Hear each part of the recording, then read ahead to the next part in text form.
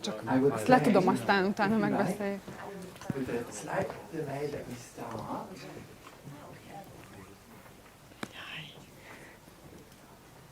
Welcome, thank you very much for joining us today for both the, 23rd, 24th meeting of the Arthouse Cinema Training Alumni and for the very first edition of the Arthouse Cinema Meets, which is the same thing, but really renamed, and an edition that we are going to do for everybody who's interested in our industry across the world. Every month from now on, online and in hybrid formats. No. So please keep an eye on our channels and our socials for the next date and the next program. Today we're joined by two fabulous speakers who will be Jeff Reed Bell and Eva Demeter, who will be introduced in just a moment by the fabulous Lena. I just want to say a few words before. Also, welcome to everybody who's joining us online, because we're streaming this in partnership with our dear friends in the US as well as all of our members here. So it's very lovely to have you, in case you're here. I would like to make a few minor announcements before we go. So first of all, I already said we're going to do this every month from now on, online and in hybrid, respectively at the festivals if they happen. So please have a look at that. Join us if you can. If you have ideas, suggestions of topics that you find very urgent in your practice, and that you would like us to discuss or invite speakers for, please let us know as well, because we're always very happy for the input.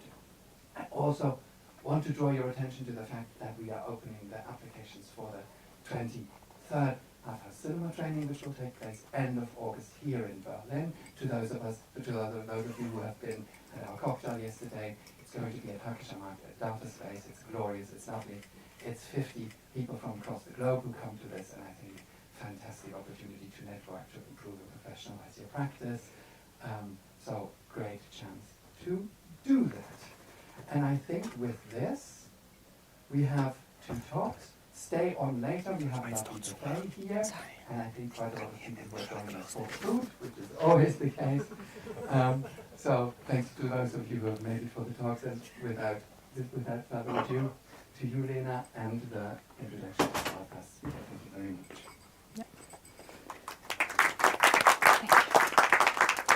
Thank you, Sebastian. Thank you, everyone, for coming here and for finding time in your busy Berlinale schedule. And some technical info from me. We're going to have two presentations, and each will be followed by Q&A. So if you have any questions, you're always super welcome to ask them. And we also will see your questions as a contribution to our project, so we know how we can develop them further. And after the second presentation, we're going to have a reception at this small room. So also, of course, welcome to join us there. And our first speaker is Eva Demeter, our board member since last year, and also head of TISA Film Cinema Theatre in Hungary. And Eva and her cinemas and her colleagues participated very heavily in the ACD last year. So Eva has so many to share with us about European Arthouse Cinema Day, how it went, and hopefully how it might develop and go further. Thank you very much for coming. Eva, please. Thank you. Yeah. Thank you. Thank you so much for inviting me, Sebastian and Lena. It's always a pleasure to be around nice colleagues from all around the world. Today I'm going to speak about the European Arthouse Cinema Day, which is one of my favorite programs all through the year for our cinema. And I hope that you will be encouraged to participate in this lovely initiative this year as well, or you might be already someone that is doing this program for the last couple of years. Today I got to know that my last name, Demeter, is a bioproduct in Germany, so I just know that this name is also famous in Germany now, and which is really happy for. So I'm going to start with the trailer of the European Arthouse Cinema Day from last year, which is a fabulous one.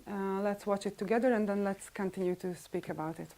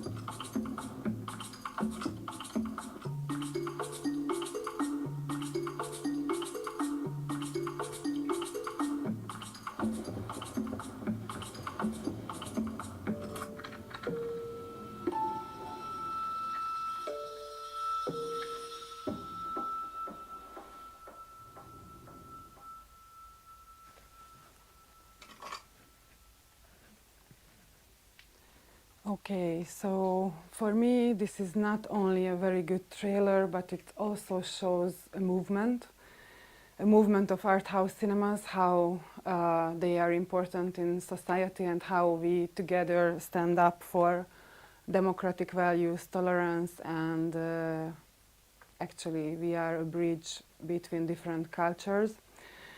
As you see on the slide, the 11th edition of the European Art House Cinema Day is coming up in November 2026. The exact date will be announced in the next couple of months.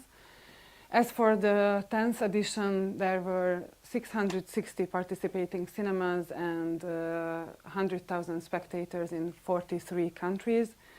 What is positive news is that 5 new countries joined the initiative from 3 continents: from Asia, Indonesia, and Africa, from Rwanda, and Central Europe, Armenia, Kyrgyzstan, and Uzbekistan. And in Hungary, and maybe this is why I'm also standing here, we had 24% of admission growth in Hungarian cinemas with the last year's edition, and in France, 65 more cinemas registered to be part of the program. So these are very good numbers. I will talk more about hello, come and join us. I will talk more later about the ambassadors who serve as important people in this whole initiative, and I will shortly show you a picture of the nice ambassadors that we had from last year. Filmmakers like Masha Shilinsky, Sean Baker from the United States, Kauris Maki from Finland, and there was also a very nice Hungarian young animation lady, Flora Anna Buda, and other people as well from France, Brazil, Macedonia, and Spain, who helped the program and supported it with interviews, premieres, and events for the European Art House Cinema Day. And as you could see, there were also important political patrons that stood behind this program and showed that it is an important event to make. The first Vice President of the European Parliament, French Minister for Culture, the German Federal Government Minister for Culture, and also the Polish Minister for Culture. And the trailer that we have seen at the beginning shows that, or was viewed more than 291 times on YouTube, not even including many times that cinemas were showing the trailer between and before the screenings on that day. And this is over 12 times more than 24's edition. These are the nice ambassadors that we had for the European Art House Cinema Day. And let's stop here for a second for the partnerships. As you see that this day has many, many partners from all around Europe. Among them, there are film institutes, distributors such as Film Boutique or MK2 Films, and also other important partners as MUBI, the European Film Academy, Europa Cinemas, and others. This can also give us an idea who can be our partners for our own initiative in our own countries and cinemas. And what is really favorable is that around 200 participants from approximately 50 countries registered for workshops, which were for free, and they offered hands-on advice, for example, on how to use the social media effectively. They shared ideas for building locally relevant audience-focused programs, and there was also a workshop about how data can be collected and what it can help to grow your audience. Hello, come. So these are really nice opportunities to take part, and I would just like to encourage you to take part in such workshops this year as well. And when it comes to Hungary, AI gave me a very nice picture of how we did from last year's edition, that 26 cinemas, 100 screenings, and 4,161 admissions we had. And this was calculated by the Hungarian Art Cinema Association, which we are also part of. And this is the nice Hungarian version of the poster that was made by Flora Anna Buda from last year. I really liked it, but I liked the previous editions as well. Yeah. These were the cinemas from Hungary that took part in the program. As you could see, there were many cinemas from the capital, Budapest, but also other cinemas joined from all around Hungary, and this one is the one that I am representing.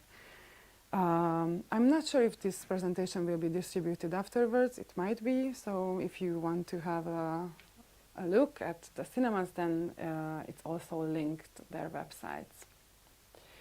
So when it comes to our cinema, and I should have started my presentation with this because I see familiar faces, but some of you might not know me. I'm the director of Tisza Cinema Hungary. We are situated in a town, Szolnok, which has about 66,000 residents, and we are not in the capital, so it even makes our mission more important to get the audience on board and to show European films, Hungarian film, art films. And since the COVID, and even before the COVID, we try to stand on various feet and not just have screenings, but we serve as a mini cultural house and have all sorts of cultural programs like outside concerts or exhibitions and all sorts of things. So basically this building is a historical building, and it has a combination of modern and old furniture.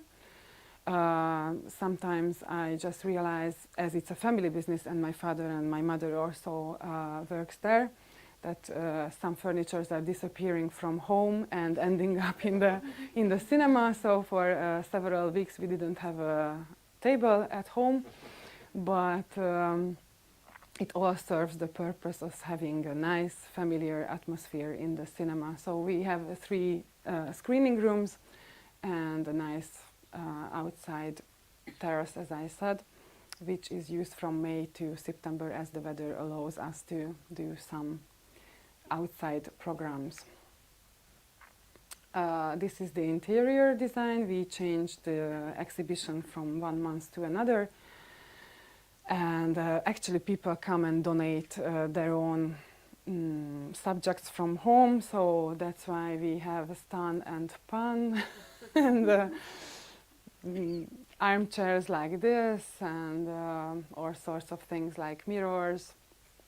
And here is my grandma on the wall, so we try to keep the family alive as well in the cinema surroundings. What is really funny is that I had my wedding pictures taken also in the cinema back in the times, but other people are also coming and having their wedding photos shoot in the cinema. And we do have the young people appearing from time to time and enjoying themselves during concerts. We have film quizzes for the young audience, and we also have VR lessons, so to say.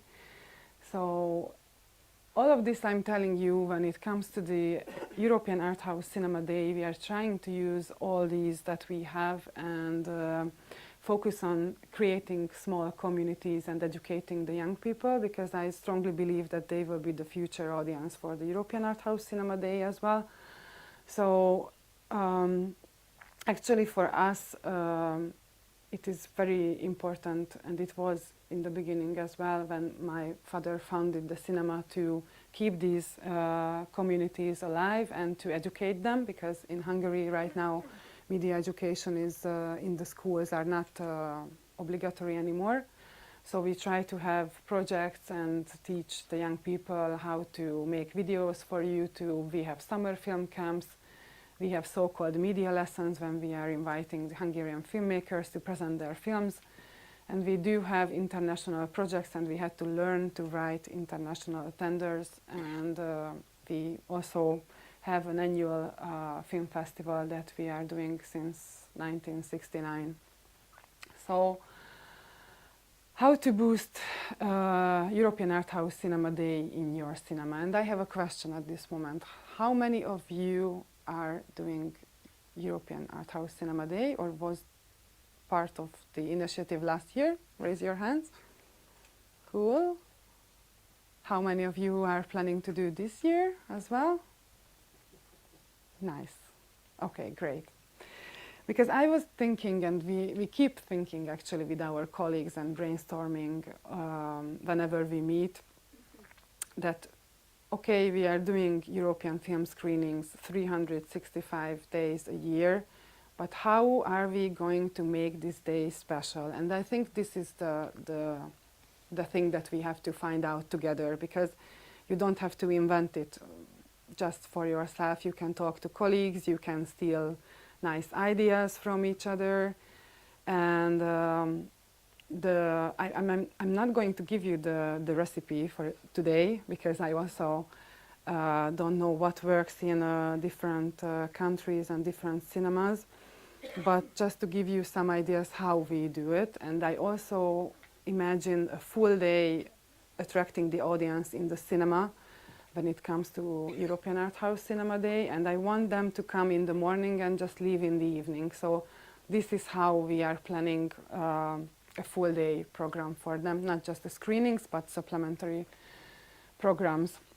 So for example, last year, we started out the day with a family movie morning program, which means that we are inviting families with young children. We do screen films, of course. As you could see on that day, we showed 12 films, which is quite a lot, as on the average we have 9 screenings a day. And we have some arts and crafts activities after the films.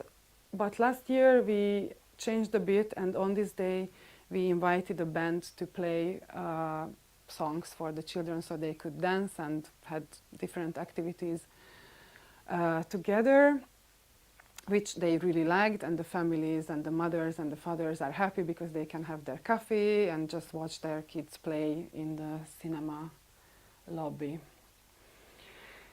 We tried to choose films that were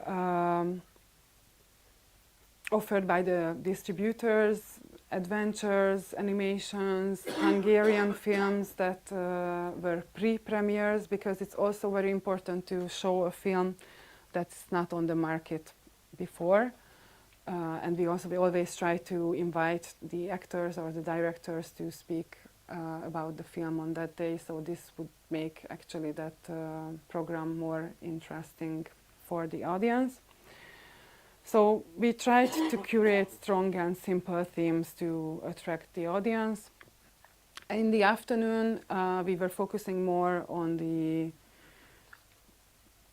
older generation of the young people from 8 to 18. We were screening films of one of the Hungarian film festivals, which is an animation film festival, because we also try to connect the programs to the poster of the day and to the 100th anniversary of animation, of Hungarian animation.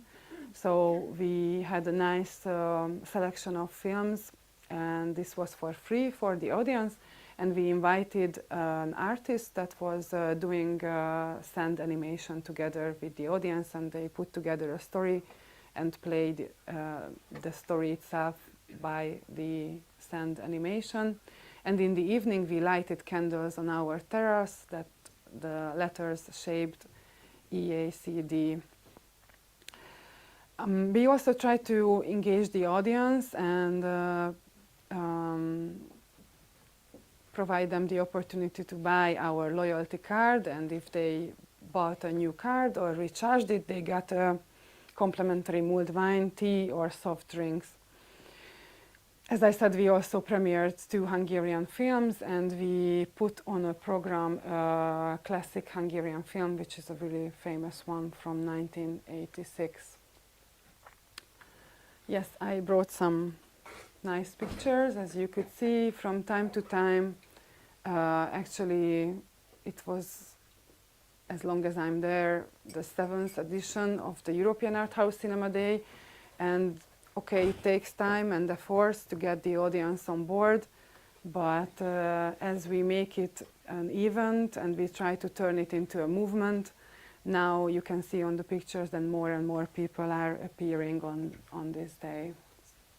I also invited my children's class to the cinema, and the teacher was really happy because it was an additional activity for the children to play with the sand.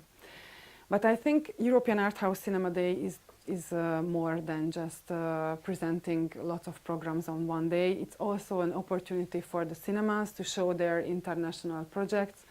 And I was really happy to be present on the CICAE newsletter with one of our international projects called Film Therapy Film Club. Because as you saw in the trailer, this day is also about showing your values, your mission, and your motivation and devotion towards the audience that is not the regular audience, but those who need help for watching films. And we also have another nice project called Cinema Without Barriers. And I think that this day is also for these people to have equal access to culture and films as well. So when it comes to the accompanying programs, in the last few years, I just collected some of the pictures that we have done. For example, at one point we had to buy a new projector, and it was a big thing happening in our life, so we invited the audience to the projection booth and have a look at the new DCP projector. We always try to have some thematic food, cookies, whatever for the European films that we are showing. And we ask our young ambassadors or people from the different workshops to join this day and to make interviews with the audience. And we do put a video together and post it on our YouTube channel. And now, at this time, the cinema turns into a film studio. But actually, we always try to be there live and present the films to the audience. This is a very special cake that we made for the event. It doesn't even look like a cake. It looks like I don't know, a picture painted, but it's a cake that was made for the European Arthouse Cinema Day for the audience. And we do have sometimes, when the weather is good, we stand outside and give some wine for the audience. But there were times when we invited the symphonic orchestra or someone to play live music. And we are trying to come up with new ideas from time to time. And we do, this is actually a new idea that came from the idea of having ambassadors for that day. We also try to have our own ambassadors, and since we have a film festival in October, last year I asked my dear jury members to have a short video when they are saying that please come to the art house cinemas to watch European films. This was a very simple sentence that they were happy to record themselves, and we spread the news via our social media and demonstrated that even production designers such as Sabine or Egert is standing behind European films and European cinemas, so it was a great chance to promote the program locally and nationally.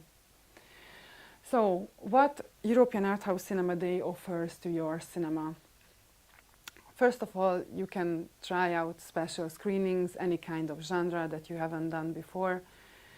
You can also supplement your cinemas program with accompanying events, talks, Q&As, workshops. You can even join these workshops that I was mentioning for free. And it's also a feeling of being united and the chance to celebrate independent cinema culture and bring the audiences together to watch European films. And you also get a nice communication package and guide and help from all the nice CICAE colleagues to make the most of that day. Why is it worth taking part in the European Arthouse Cinema Day besides the previously mentioned reasons? I believe that it strengthens your cinema not just locally but across Europe.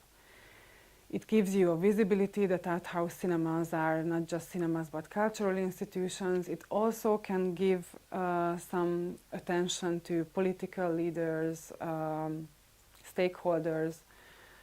What is the cultural role of art house cinemas? And it's also a safe space to experiment and try out new marketing techniques and programming formats.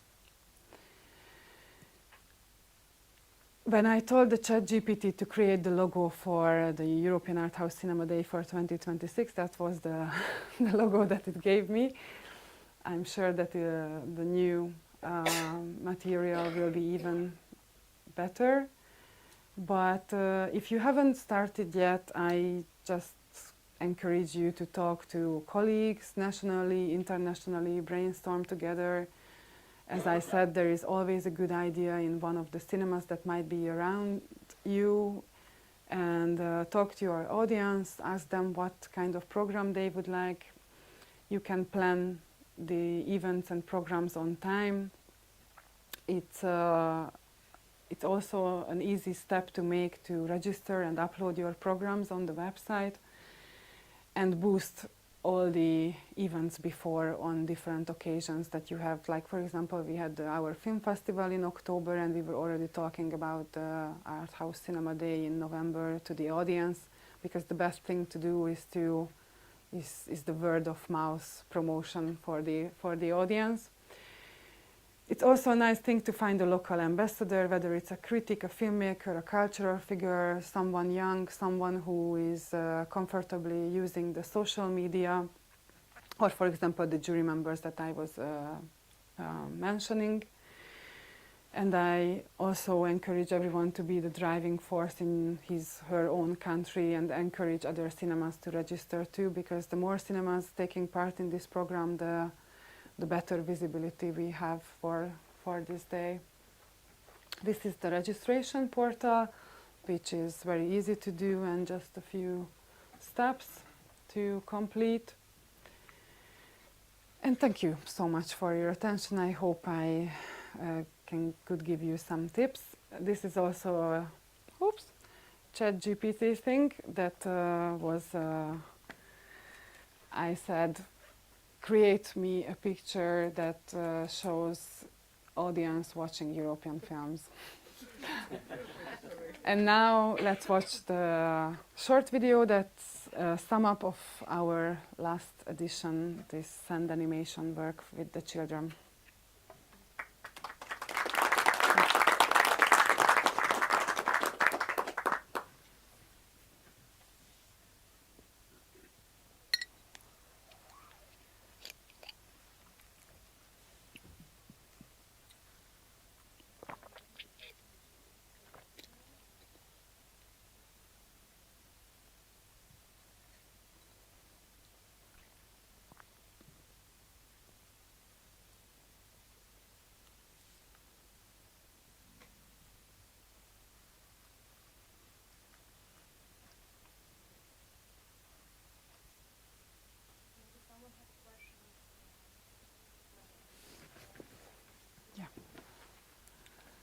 Any questions, any ideas?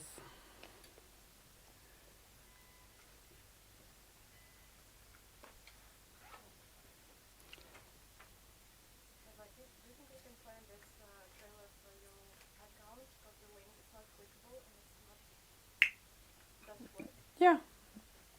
Shall I go there and try? Yeah, if you can. Yeah.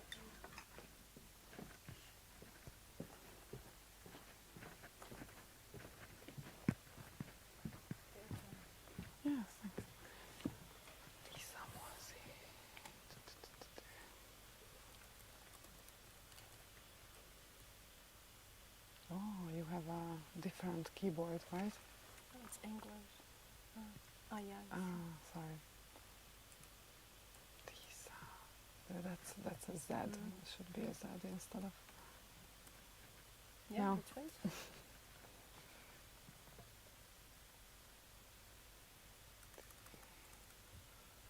So this is the channel. Where is this? Is that? No. No, that is here. Ah, okay.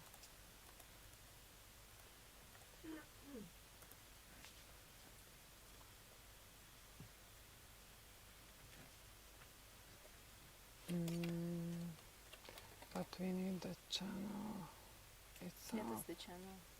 Uh-huh. Okay. These are videos? Just a second, and we are there. How do you go down? More?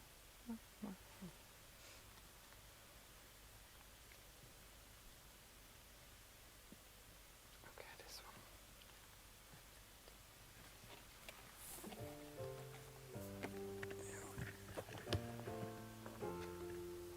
You just don't see them.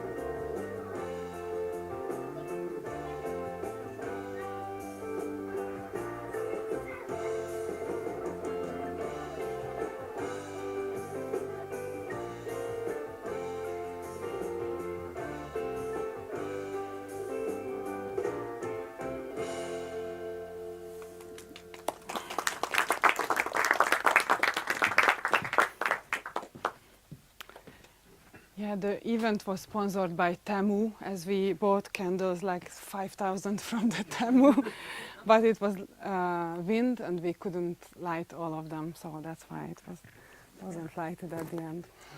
But thank you. Okay, we'll just check if we have any questions online. No, we don't have any. Okay. Anyone? Yeah, maybe I have a question. So, ever you had such an extensive program, and how early in advance you started to plan it? How early in advance you would suggest cinemas to plan their program? And I also saw on your slide that you involved the audience into programming. Is like the first step of programming and preparation for the event, or it was something closer to the event itself when you involved people who is the audience of the event? We started out, I think, around September, but then we had the film festival coming up and the work, we were overloaded with work, so the basic steps or the outline of the program was planned in September. And then as we got closer to the event, I started to think who would come to each of the screenings or the side programs, and that's when we approached the school of my children, for example, or we spread the news to the animation workshops in Szolnok, in my city, and to the cultural institutions, to the library, everyone. So sometimes we are finding the audience before making the program and building the program on the audience. And other times we are programming a film and then finding the audience. So yeah, it works. Thank you. Yes, you can. Your cinema became a cultural hub for your city. And how you are managing this? And the whole city sees, it's not only a cinema, as I saw, I spent 3 days there, and it's a meeting point for the young people of several ages. How are you managing this? Well, we are independent, so that's very important to mention that we don't belong to the municipality, so it's a private LTD. But we do have a cultural agreement with the municipality, which means that they give some support to hold local programs in the cinema. So we are providing opportunity for amateur bands, exhibitors to exhibit their works, or even book exhibitions are taking place. So we have contact with many organizations and civil organizations from the country. Also with the student council, we have a good relationship. That's how actually one of the international tenders was written, that I'm taking part in the student council's meetings, and they said that they have some mental health issues, and that's how the idea came to write a tender on this problem. And it's really useful because I think that the tenders that only work are based on real need of something. So to answer your question, it might be that we are present on many levels in the life of the city or in the life of people in our city, and we always engage them to bring their own program to the cinema, and that will lead to another collaboration or cooperation on another level. And people like the place. As you could see, it's a familiar atmosphere, and they just like to come and, I don't know, sit there. Even if they don't go into one of the screenings, they often meet there. So it really serves as a meeting point, and it's at a good place because we are surrounded by schools, and it's on the side of the river, so people pass by the cinema anyway and like to be there, which is a good feeling for us. Congratulations. Thank you.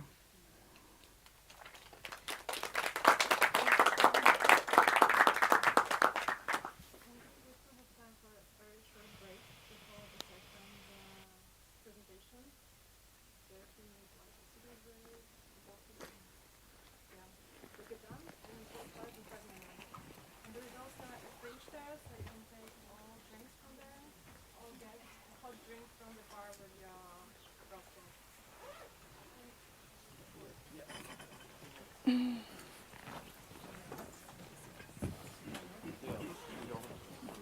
Oops.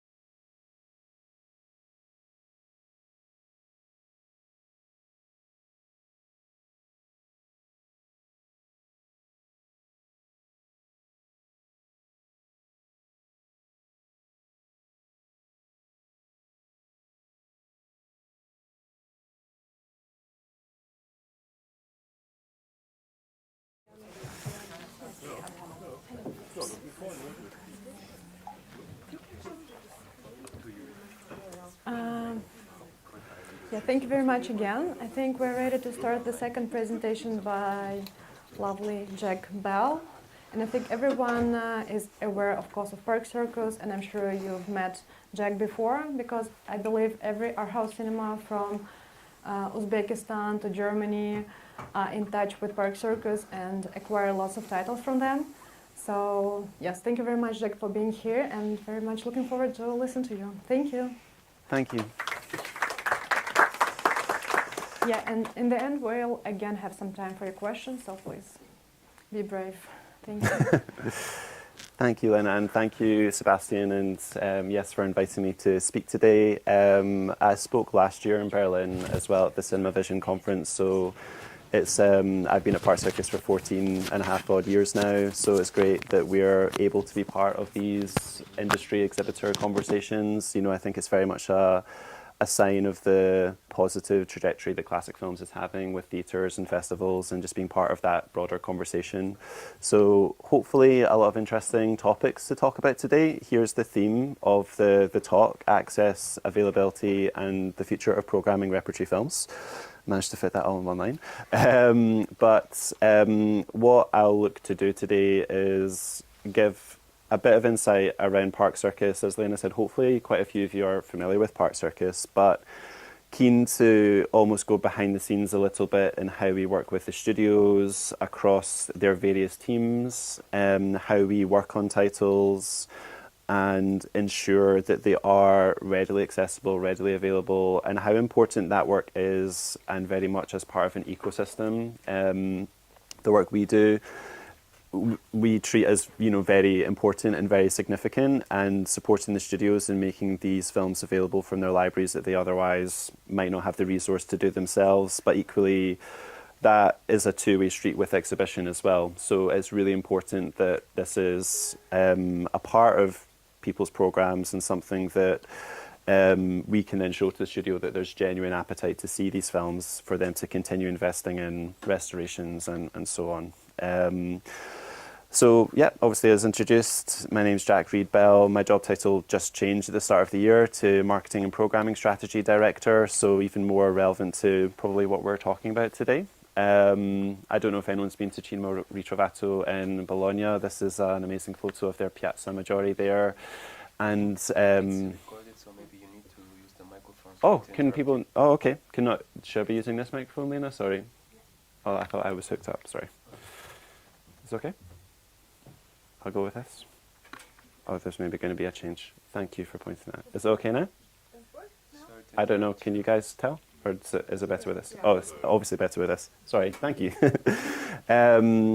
Yes, this was one of our premiere screenings of Sunset Boulevard, which was restored last year at the incredible Cinema Ritrovato Festival. If anyone has not been, you should definitely find budget to go. It's amazing. So this gives a nice broad overview of the libraries that Park Circus distributes for, and all the fantastic studios and rights owners that we work with. Obviously, we're probably best known for our work with the Hollywood studios, of course, but there's some fantastic European libraries, British studios that we work with. Quite recently starting work with the likes of A24, Aardman Studios, famous for Wallace and Gromit, who celebrate their 50th anniversary this year. Pathé Studio Canal, but yeah, some fantastic libraries there that amounts to over 25,000 titles. Probably around half of that are available in DCP. Again, thinking about how we can access more of these libraries. You know, it can still be a challenge to access every one of those titles, but broadly speaking, we do our best to make as many of those titles available whenever the request may come through.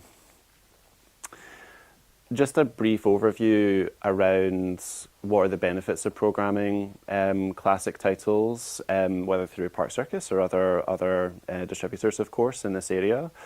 Definitely, it's just a really unique way to attract lots of different demographics and lots of different audiences. I think what we've been most excited about in the last few years is the younger audience that is now coming out to see classics through, you know, the Letterboxd community, other online communities that are happening out there that can really tap into, you know, visual culture, film culture through that as well, which, you know, unlocks a lot of different ways of marketing screenings and getting into film history in a way that's never been as accessible as before. So yeah, it's a really great way to speak to your audiences and not just go week to week by what's on the release calendar, but think more broadly about film culture generally and film going and how repertory can be a part of that. Which goes into the second point there around the curatorial aspect. There's a lot of, fun ways of approaching it. Certainly newly restored films or anniversaries are great ways to, tap into classic films as a kind of easy route into it. But, we'll talk a little bit today as well about how you can be more creative with your curatorial practice and how you can think about it in respect of also the first run calendar. There might be ways to tie in with that, Wuthering Heights, Jane Austen retrospectives, for example, whatever it may be. We're increasing our efforts in marketing. We'll definitely go through that today, and also trying to feed that into the theme of the conversation as well around the accessibility and availability aspect, and also how important that is to the programming of these titles going forward. Marketing is really key. Formats are obviously still a great topic of conversation these days, and certainly with some recent films being made available in 35 or 70mm prints. I know that's obviously not necessarily possible for everyone to play in that format, but it certainly it keeps a conversation going, which definitely aligns with programming repertory titles. Anyone that has a loyalty card, a 15 to 20 euro a month subscription for going to see films at your cinema, adding repertory titles into that is a great way to just make sure you have a diverse program and can offer, a great range of titles to your audiences that, again, you might be able to tie in with the first run calendar, or otherwise look at just creative ways of bringing a program together month to month.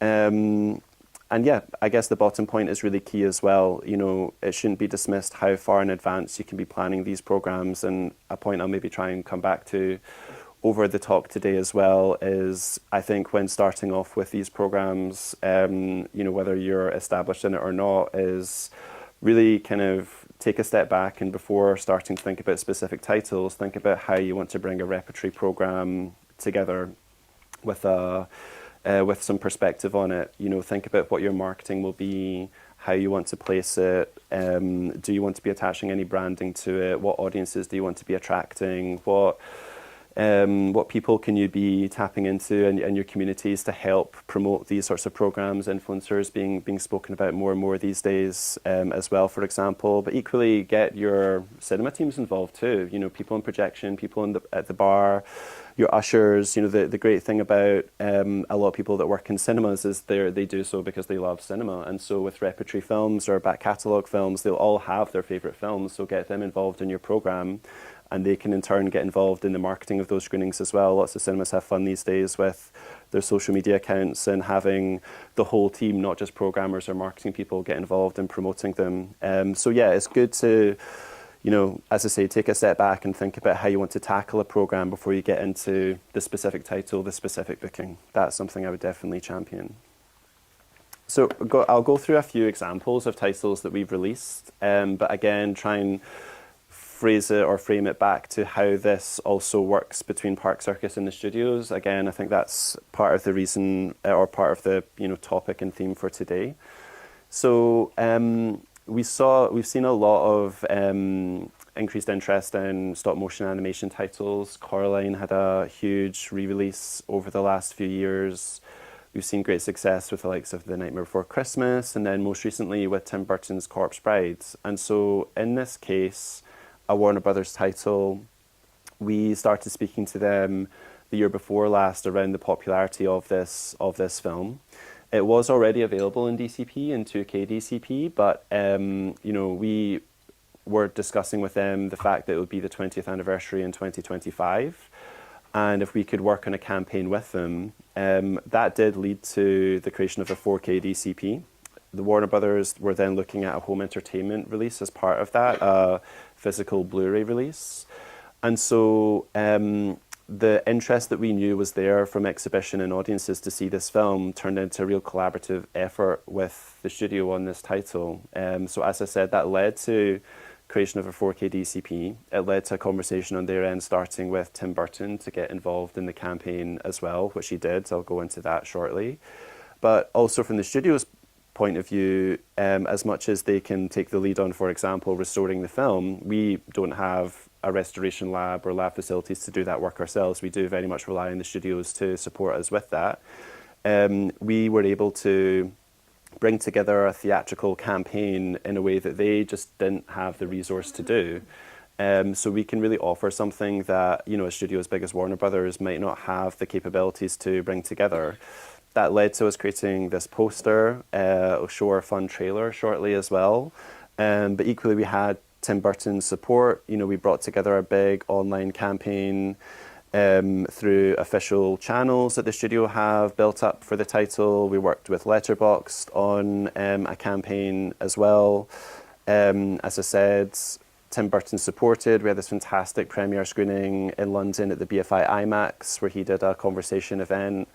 But also we're really trying to grow our marketing efforts with things that might be quite standard for first-run films, but with classic films we're really trying to give exhibitors even more support. But in turn, an important point as part of today's discussion as well is that we can then show all of this work that we are doing back to the studio to showcase the interest that is clearly there in these titles, and that there is ways of investing in them that makes good commercial sense, as well as, you know, the cultural importance of bringing these films available that we'll touch on over the course of today as well, and that I think is obviously an important topic. But, you know, we invested in standees. The little pin you see on the right was something that we handed out as a free promotional giveaway item to everyone at this screening that you see here and a couple of other venues. So really trying to approach a campaign like this in a big scale way that in turn shows to the studios that it was worth the investment in making a 4K DCP for this film, which is not an insignificant amount of money to do that, and that their back catalogue has an importance and a real significance and can be part of contemporary theatrical programmes. So I'll show our trailer just to give a bit of a sense as to the campaigns that we're putting together. I've got a couple of other examples to come as well, but hopefully this will play okay with volume as well if we can. You ought to be Married. Learn your vows. with this ring. I ask you to be mine. You may kiss the bride. It takes my breath away. Well, it would if I had any. Hey, I'll tell you a story to make a skeleton cry. If I owned you deliciously lovely ghost bride. I really need to get home. Just to get back to that other woman. Victor has a corpse bride. Victor would have to give up the life he had. Victoria!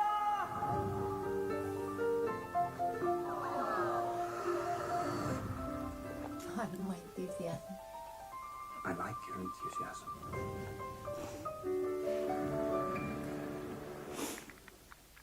So yeah, hopefully quite fun. But yeah, as an example of how we're investing in these titles and not just making the copies available, the films available, but genuine marketing support with that as well. And responding to audience trends as well, talking about the future of programme and FT films, again, part of today's talk as well. Leading into thank you, thanks for the reminder. The Descent, which is an interesting example, and again, it was a 20th anniversary release for us last year.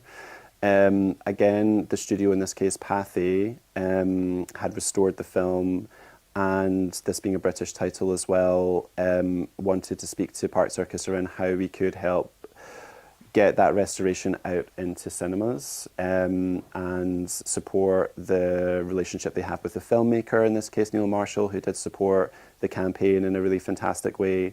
But also going back to Corpse Bride, you know, we're definitely seeing, I mentioned earlier, around the younger audience that is coming out for these re-releases at the moment. Not in every single territory, but a lot of territories we are seeing that internationally. 20-year anniversary titles are probably our most popular re-releases these days. As I said, you know, I started working at Park Circus over 14 years ago, and that was not the case 14, 10, even 8 years ago. I would say that what is definitely happening now is there's less of a, you know, I don't think the classic film canon is definitely getting disrupted in some form. I think audiences want to see a greater variety of titles.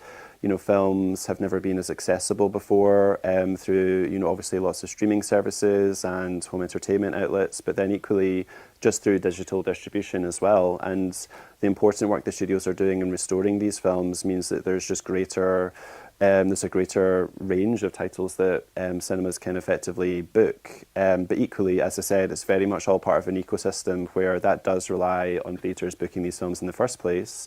And we will do our best to feed that back to studios to make sure that they continue that effort. But yeah, this was a really fun campaign for us.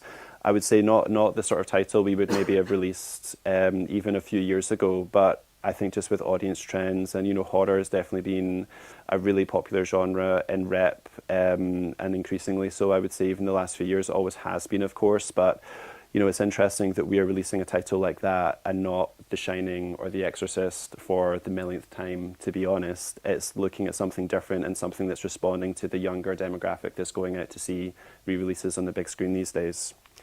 So we have our trailer for this one as well to show. Right, lady? Group photo. Down there, it's pitch black. You gotta see this place. It's beautiful. There's only one way out of this chamber, and that's down the pipe. Guys, it's Sarah. I think she might be stuck. Okay, move. Yeah!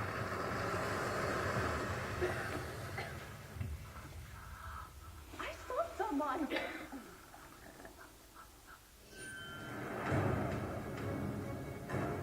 Come on! We stay inside.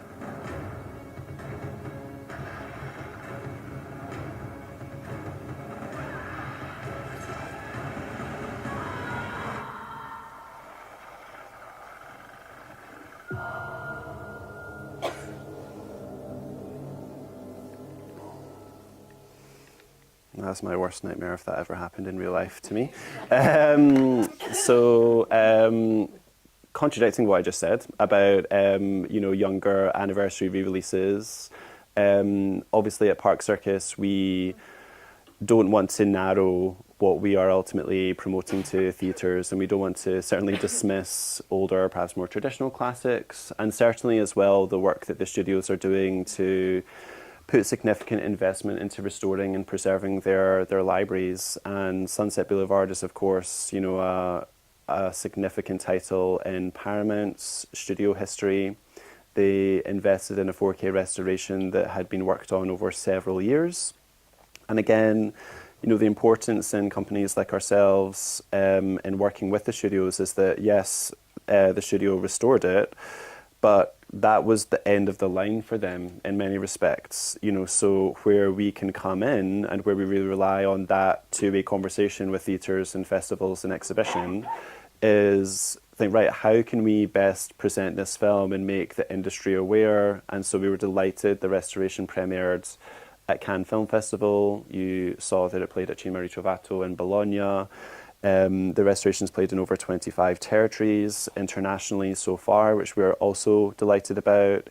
Again, definitely a riff on the classic artwork as well, but making sure that there is restoration anniversary specific materials that people can use. And again, all fed back to the studio that they are delighted with. They have they put in so much effort into restoring the title that that then needs or should be seen on the big screen. And of course, we are very much championing its availability. It's for theatres to pick it up if they wish.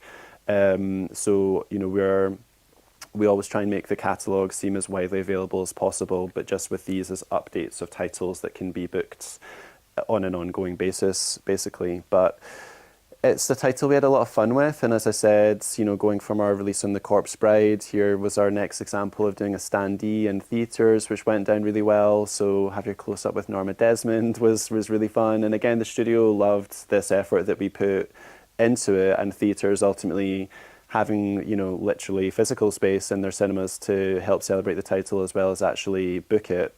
But I guess what's important with this as well is to also talk about how it works at Park Circus too, where our relationships with all the studios is really important, and those relationships go from the sales and distribution teams to the marketing teams to the restoration and preservation teams. All work in different departments, all can be quite siloed from one another, but we can come in as quite a unique connection between all of those parts of the various studios to make sure that the film that's getting restored has a sales plan, is supported by marketing, all of which feeds into the studios, ensuring that they can be championing internally to keep a restoration budget going and making these films available in fantastic new versions that look as good as they did on first release. But to go back to also The Descent and The Corpse Bride, make sure that we're looking across the catalogue as a whole and not dismissing films that were released even 5 years ago, never mind 75 years ago. So again, just to not talk about necessarily just this as a campaign, but also the context as to how this works with the studios and how they approach these titles as well in partnership with Park Circus. This was one of my favourite campaigns we did. I absolutely loved it. I think the artwork is great. Definitely, I mean, anniversaries are not going away, and in this case, it was actually more to do with a birthday and what would have been Jack Lemmon's 100th birthday earlier last year. And so this wasn't a new restoration at the time. It also had a major premiere screening at Cannes Classics a few years previously. But it's a great film, obviously, around New Year, which kind of tied in with the timing of our release as well.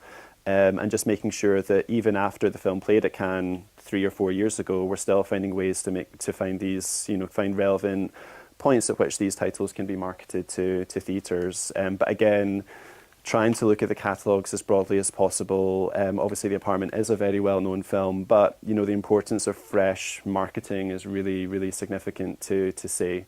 I think, again, talking about approaching the programming of repertory, I think it is really important to, stepping away from this individual title for a moment is, how are you going to market these titles? It can't just be, let's put on a classic film at 11 o'clock or midday on a Sunday and just hope for the best. How are you, you're not just filling a slot. These titles will work best when you think about how it will work as part of a broader curation strategy, I guess, especially talking about, the importance of audiences being brought in for something slightly different. It can be a film that people are familiar with, but how is it being presented? How is it being contextualized? How is it being marketed? And, do you have resource to be doing your own marketing assets specific to titles or to a season that you're bringing together? We're very much there to help with that, to help provide advice, to help provide assets as much as possible. So this is all part of a bigger picture for us. Park Circus, we did not acquire The Apartment as an individual title. This is part of our agreement to distribute the wider MGM library in this case, and we're just constantly looking at ways at which we can be picking out titles to promote and celebrate them, but as part of a bigger picture for theatres to be programming repertory generally, which I'll probably touch on to when we look at our website briefly and things like that we help to support. But again, just, this is a really low cost idea. We just, we have an in-house graphic designer that's really helped develop our marketing campaigns as well as, creating the posters and trailers that we work on, our little apartment keyrings that we, I can't remember how many we produced, but it was, quite a lot, and we sent them around. Mainly, again, this is UK theatres that we supported with this, but we are very open to working with theatres internationally in these sorts of initiatives. Certainly something like that, and it goes a long way. And equally, audiences will, to talk about the contextualization of how you might program a title. If you stick The Apartment on midday on a Sunday, just to fill a slot when a classic film screening may work or may have worked traditionally in the past, without being too dismissive, audiences may not necessarily respond to it. Whereas if you're presenting it with fresh marketing, with something, it shows audiences that you care about that part of your program and that you're trying to draw them in lots of different ways, as well as obviously watching the film.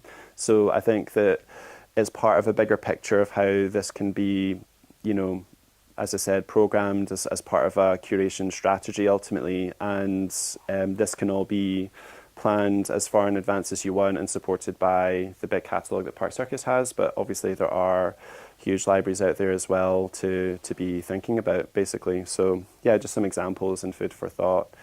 And again, we've got one of my favourite trailers we've ever produced for The Apartment as well to play in a moment.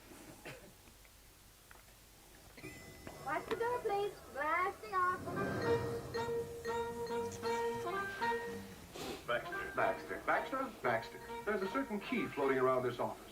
It's the key to a certain apartment. Whose apartment is this, anyway?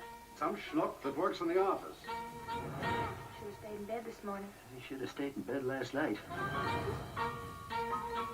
I don't like to complain, but you were supposed to be out of here by 8.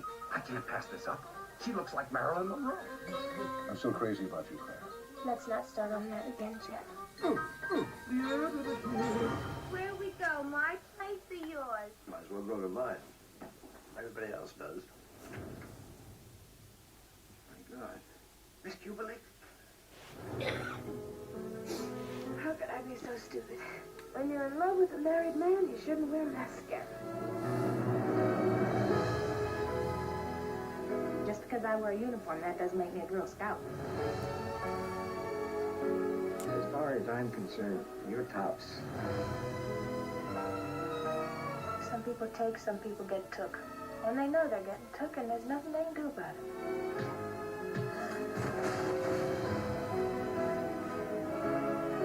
Why do people have to love people anyway? That's the way it crumbles, cookie-wise.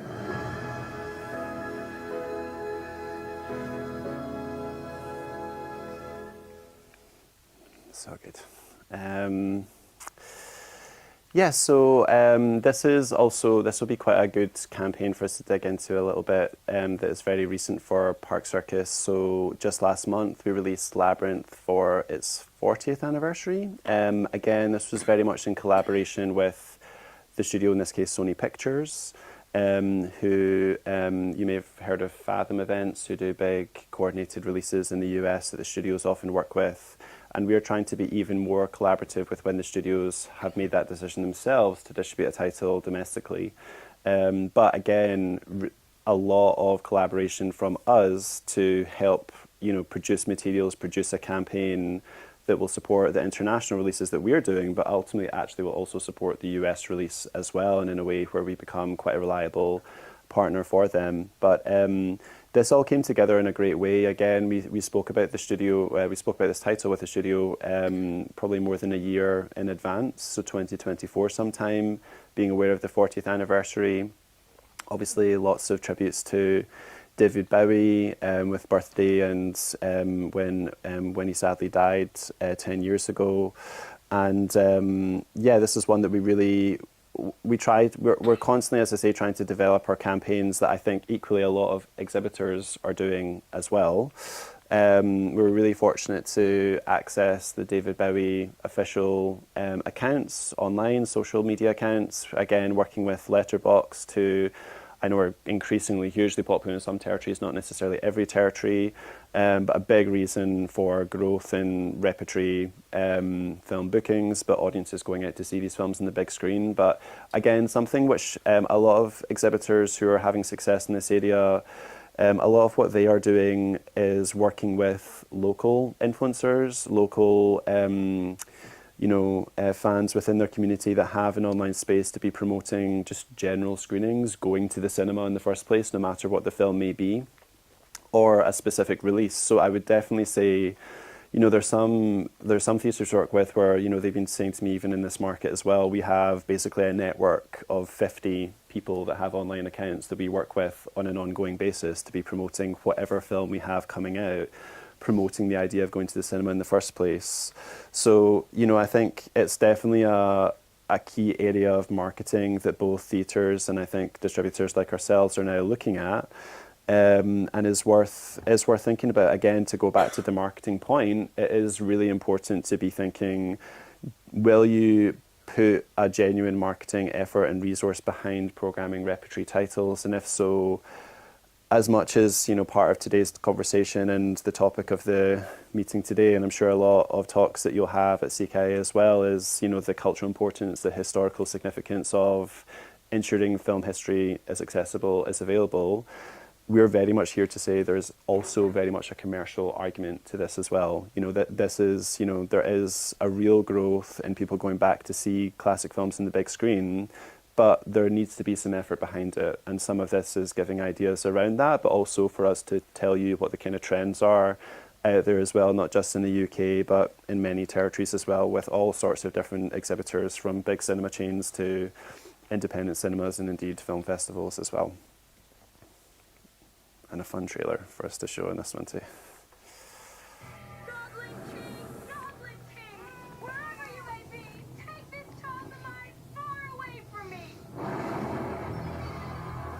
You're him, aren't you?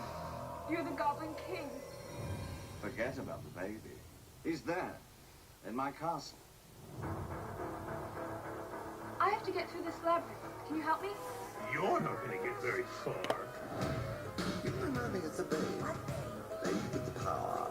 Power of voodoo. Remind me of the babe. I think I'm getting smarter. It's a piece of cake. Fun.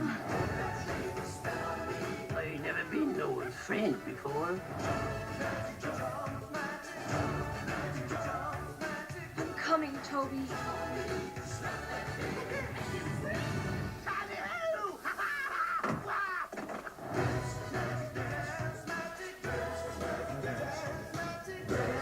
You don't by any chance know the way through this labyrinth, do you? Oh, me? Nah, I'm just a worm. So eclectic, obviously, is the word there in terms of all these different titles and campaigns. But, you know, again, to give some wider context, you know, in this title, we're actually really delighted to work with a curator in the UK. Every year we work with a festival called Cinema Rediscovered in Bristol. I might touch on them again later, where we have a pitch to Park Circus panel and kind of workshop where we invite curators to look at the Park Circus library and come up with an idea for a season and how they would promote that to theatres, what marketing campaign would they put behind that. And we worked with ultimately the person that won that panel, I think out of 4 or 5 different pitches last year, was someone called Heather Bradshaw, who did a season about puppets, and Labyrinth was a key part of that. She was aware of, for example, the 40th anniversary for Labyrinth coming up in the year to follow. This was last year. She put the pitch together. But again, for us, as much as we are putting a lot of effort behind the specific title and the campaign for it, it can very much be a launch pad for a season about puppets, or a David Bowie season, or a Jim Henson puppet season, or whatever it may be. You know, and it's trying to basically encourage and promote that idea. You know, this is, for us, it's about promoting repertory programme, more broadly speaking. However, what I would say about Labyrinth is, you know, it was hugely successful commercially. We did over £400,000 at the box office in the UK. We had hugely successful releases in Spain and some territories in Scandinavia, some other European territories alongside that as well. So again, you know, there can be real commercial cases for programming these titles with the sorts of marketing ideas that we've spoken about. Oops. I'll touch on this very briefly. I just thought it was quite relevant to bring up today, actually, in terms of the theme around accessibility and availability. And some of you may or may not be aware that Park Circus does actually work with some of our studio partners on first-run contemporary titles as well. Where this can happen, certainly in the case with Sony Pictures, is there are occasionally titles where they may not have the resource or the ability, for whatever reason it might be, to actually release a title that they have acquired for you know, rights in many, many territories, sometimes even worldwide rights, and they may well do a US release, but then their offices internationally may not have the bandwidth at a given time to release the title themselves.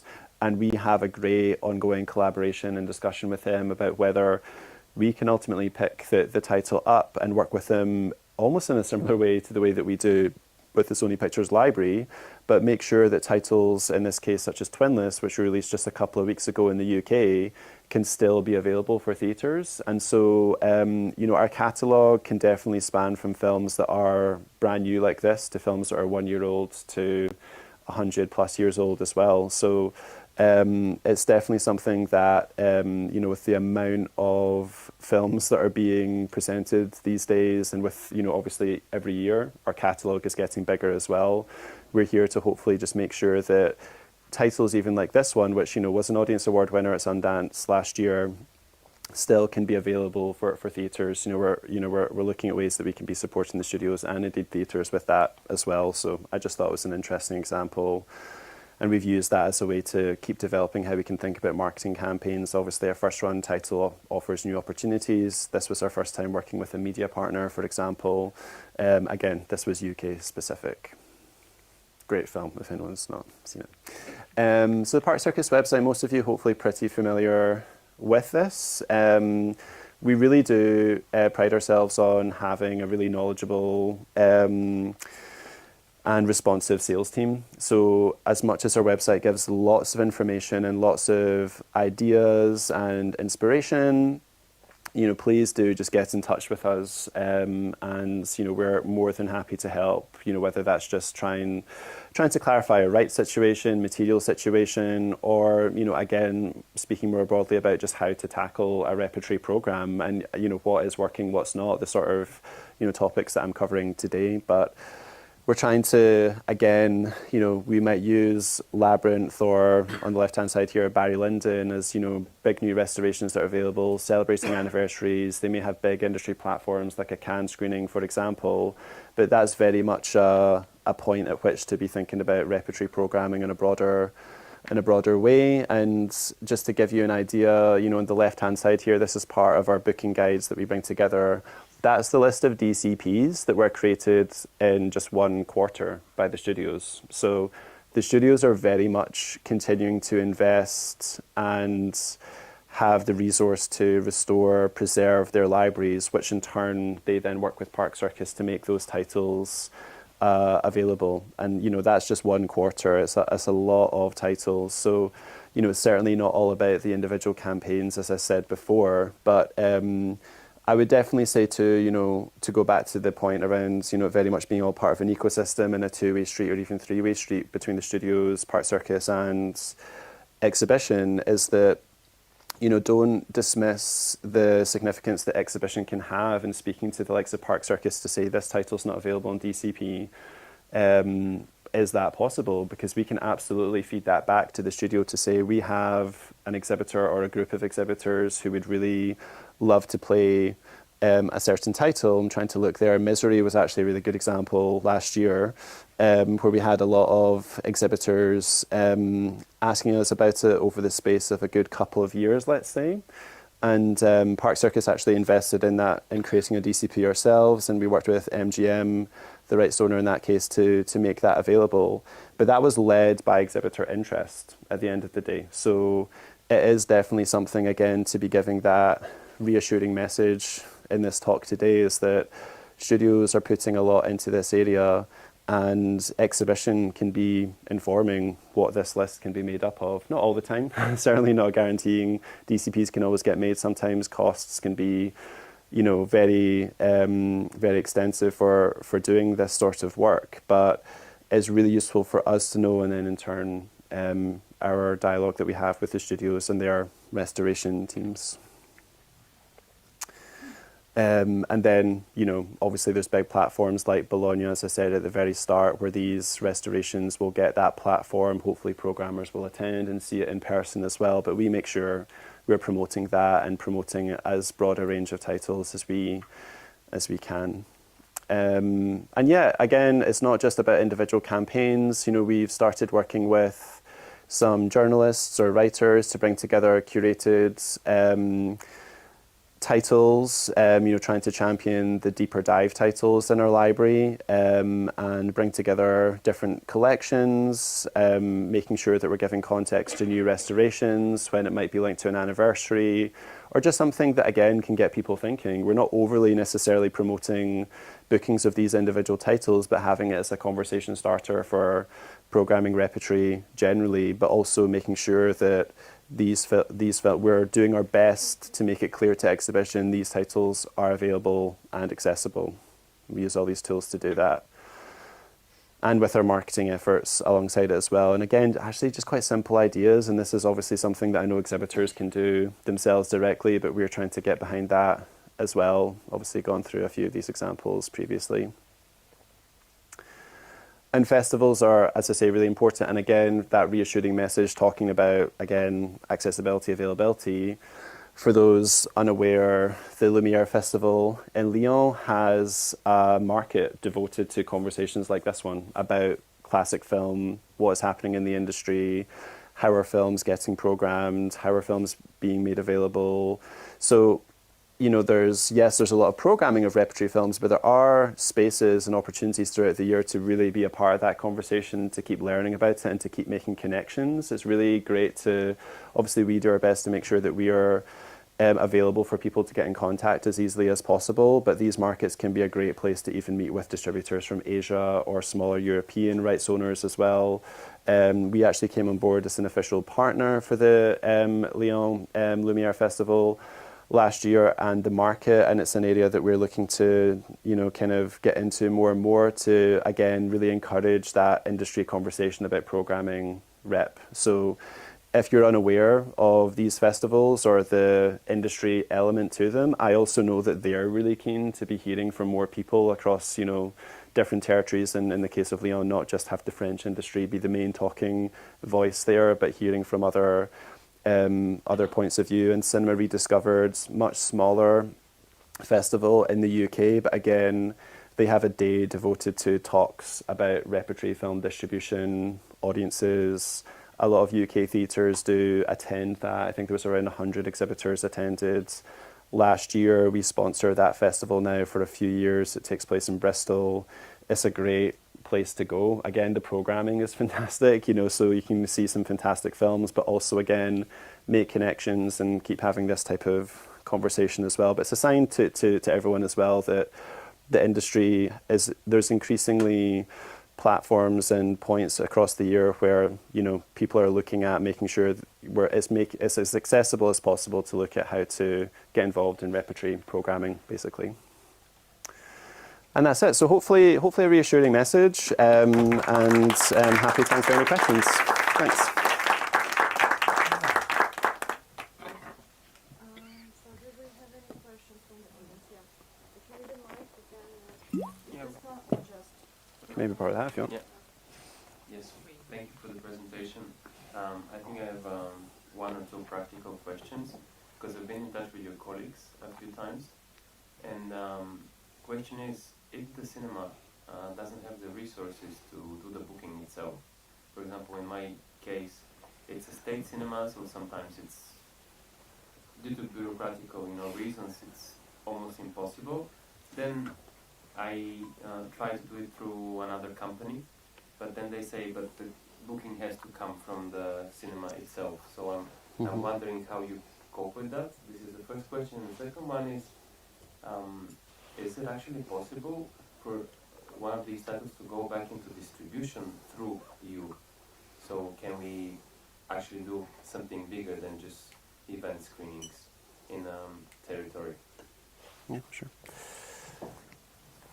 So on the first question, I guess if I'm understanding correctly, sometimes there might be complications where a third party or someone who is not effectively connected to the licensing, the venue where the film is being licensed, then we just need to make sure there's a clear connection with that, and sometimes we just might need to explain to the studio the unique setup that there might be in terms of how the booking is ultimately licensed to whom and how that works from a financial administration point of view at the back end type of thing with reporting and whatnot. But it's probably case by case. So hopefully, I'm happy to help, kind of talk about that in a bit more detail. Jack but would say no. And it might be that there's a reason for that. It might be that ultimately, because sometimes there are occasions where a third party might be booking the title, but it's almost effectively a sub-licensing arrangement in that case. It might potentially be, and there just might be reasons where the studios might not allow for that. It's probably, as I say, case by case, so it probably would require a bit more detail to go into your specific example, but I know that there can be occasions where that's the case. It's really, when we're licensing, our kind of, what we have agreements for is ultimately to license directly to theatres. To your second point, which is almost connected a little bit, we do on occasion work with distributors in various territories, some territories more than others, where we might actually sub-license the title to a local distributor for a national campaign there. Obviously, as I've tried to go through today, we are really trying to increase our efforts in being able to, effectively do as close to an on-the-ground campaign without being an on-the-ground distributor through marketing materials, and we're very happy to work with venues on giving the materials so that those can then be localized, from the posters to the trailers, so that in your local language they can be promoted in an appropriate way, in a relevant way. And I also think a lot of these campaigns can be very successful in quite a light touch way. But there are occasions where we might work with a local distributor to help, develop the campaign that there might be for a given title. But it's very select. It's not our core kind of way of working, and we're most interested in developing our relationships with exhibitors directly and on a consistent basis to try build it up. Because for us, as I say, yes, individual campaigns and titles are important, but we're much more interested, I guess, in an ongoing regular program of titles that can be booked and how we might be able to help with that. So that's what I would say. Can I continue the question? Sure, yeah. Yeah, but let's imagine that a few multiplexes plus a few art house cinemas want to screen the film. Mm-hmm. So then who would be the one that has to license the film if it's not, because if I do it as a festival, then it's easy. I know the way and it works perfectly. But if I want to show the film in different locations, for example in different cities, and this is not a chain or anything, how could we then proceed? Yeah. So firstly, all of those cinemas could, for starters, get in touch with Park Circus directly. We do work on, even if we might not be an on-the-ground distributor in every territory, there's plenty of territories where we will coordinate a theatrical campaign or form of re-release in 50, 100, even more plus theatres. If you or someone wants to take on that work yourself, that's a whole other conversation that would involve sub-licensing the rights to you. And to be honest, we just may or may not decide to do that because, there's ultimately a control aspect. The studios sometimes may or may not allow for that. Equally, as I said before, we do that on select occasions, but it's a very different form of, it's an outright sale effectively of that title for a given territory. So it is slightly outside the norm of what we do. So it's just really case by case, but it's not always a guarantee that we can do that sort of thing. So, yeah.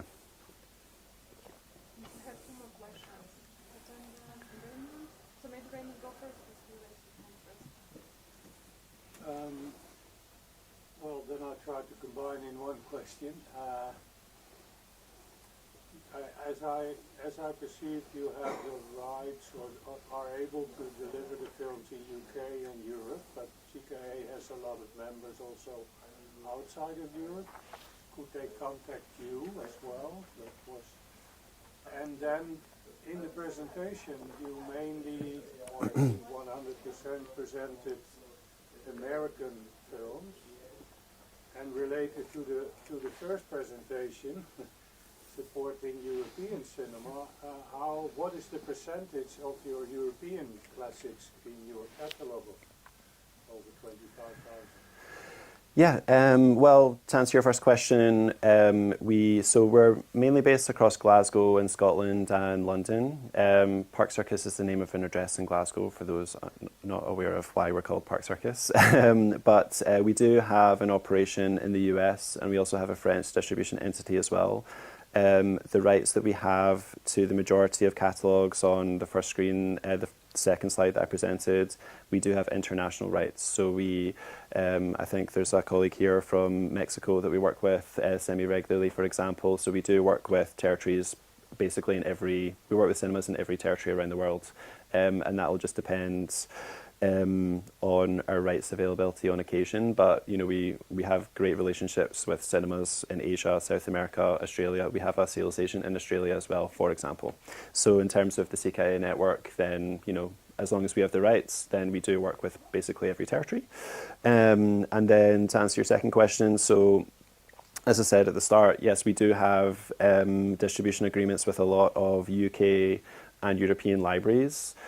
Studio Canal, for example, we do only have an agreement to license their titles in the UK and Ireland. Pathé is is international, but they do have some territories where for example, The Descent that we released as a Pathé title, there were a few territories in Europe where basically wherever the studio has the rights, we will often have the rights as well, unless there's a specific agreement. So there are some exceptions there, but the likes of Channel 4, Film 4, ITV Studios, who hold the rights to all the Pell and Pressburger films, for example, many films of David Lean, most kind of significantly in their libraries, we have worldwide rights to those titles. So, as I said, we have a sales team that's very knowledgeable from what you will see on our website. So please do just ask, and we'll be as helpful as possible. In terms of percentage, I have no idea. It will definitely be a relatively, I don't know, could it be as much as 10% possibly in terms of British and European titles? Many more British titles, especially through Film 4 and ITV, to European libraries. So, we may not be the kind of go-to catalogue distributor for European titles specifically, but that's what our website for and all the different resources that we put out there. And you can just ask the question if you're ever unsure, and we'll do our best to help.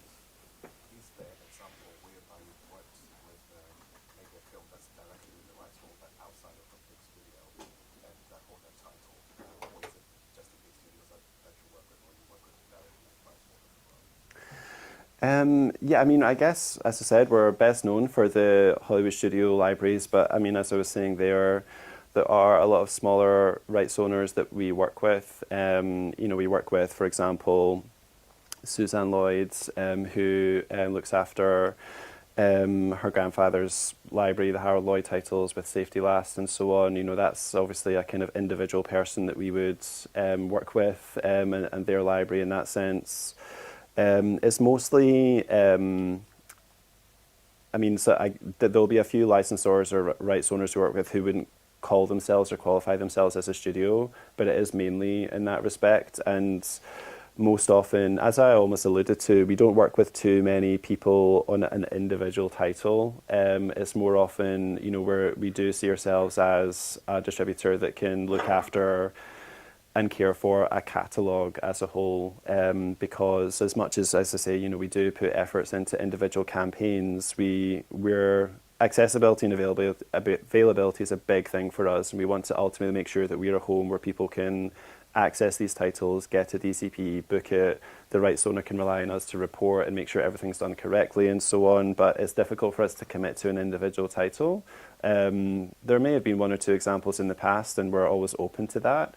Equally, we're a theatrical distributor, so we don't really handle all rights as well, which some people may be looking for, especially if it's going to quite a kind of smaller basis, as it were, for an individual title. It probably would make sense to have someone that can cover all sides of it, as it were. But yeah, if that answers your question. Yeah, feel free to ask a follow-up if it didn't make quite sense. Okay. Cool. But we're open. Anyone who does want to speak to us about working with them to represent their title, very happy for us to have that conversation. My colleague who just left actually is she looks after our content acquisition, as we call it. So we're speaking to rights owners all the time to see whether we might be a good partner for them on it. But lots different companies have different specialities at the end of the day. So yeah, thank you.